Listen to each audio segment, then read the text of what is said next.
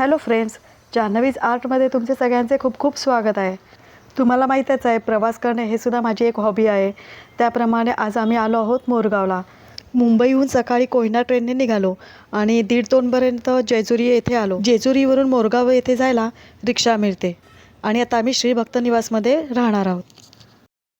अचानक मोरगावला येण्याचे कारण म्हणजे आज आहे आमच्या लग्नाचा 25वा वाढदिवस.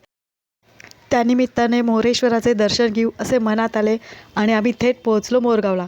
चला तर मग माझ्याबरोबर तुम्हीसुद्धा दर्शन घ्या. मंदिराच्या आत फोटो काढण्यासाठी आणि व्हिडिओ शूटिंग करण्यासाठी बंदी आहे, त्यामुळे मी ते शूट नाही करू शकले. परंतु मंदिराचा परिसर कॅमेऱ्यामध्ये टिपण्याचा प्रयत्न केला आहे.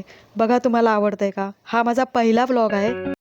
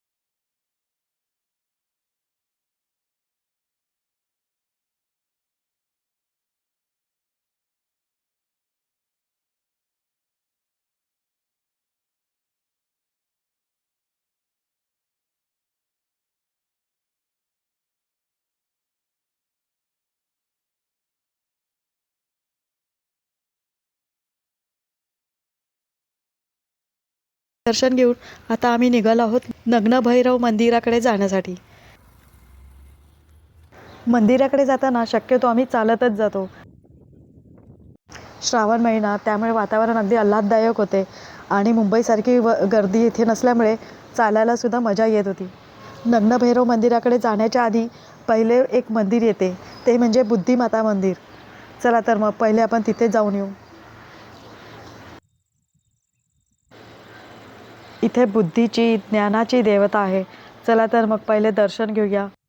श्री महाबुद्धी माता प्रसन्न.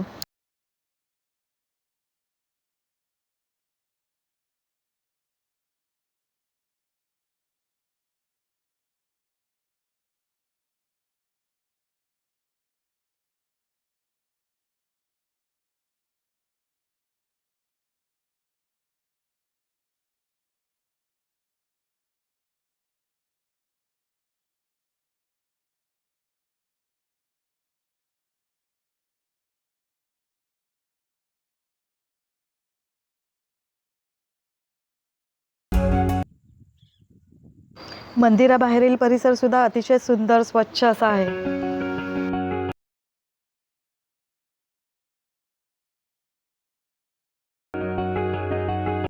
बुद्धिमातेचे दर्शन घेऊन आता आम्ही निघालो नग्नभैरव मंदिराकडे. मोरगाव मंदिर ते नग्नभैरव मंदिर पायी चालत गेले तर साधारणतः 5 किलोमीटर जाऊन येऊन रस्ता आहे.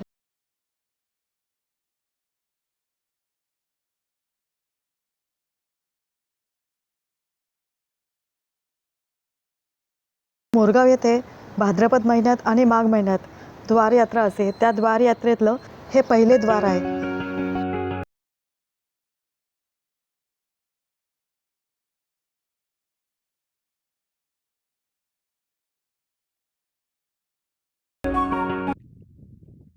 हे बघा नग्नभैरव मंदिर. खूपच शांतता आहे इथे. आजूबाजूचा परिसर सुद्धा निसर्गरम्य आहे. आता आपण नग्नभैरवाचे दर्शन घेऊया.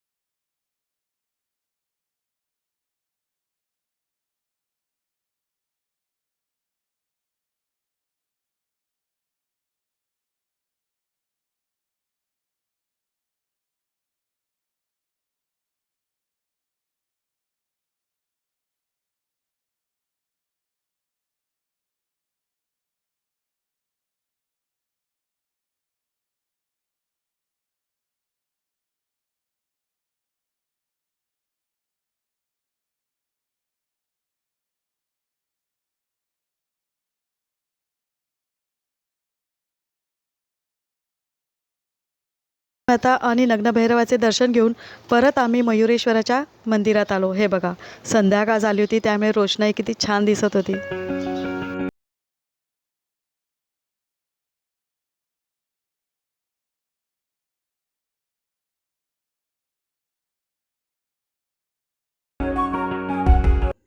अशा प्रकारे मोरगावला 2 दिवस राहून मयुरेश्वराची सागर संगीत पूजा करून मोरयाचे आशीर्वाद सदैव आपल्या पाठीशी आहेत असे मनी बाळगून आम्ही परतीचा प्रवास सुरू केला. मोरया.